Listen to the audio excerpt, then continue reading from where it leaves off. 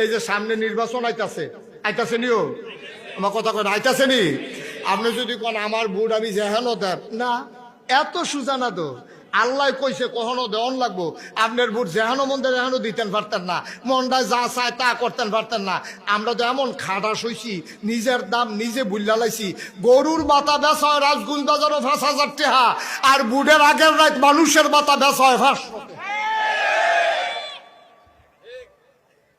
ঠিক কিনা কর? গরুর মাথা বেচা হয় বেড়া ৫,০০০, আর মানুষের মাথা বেচা হয় ৫০০ ১,০০০।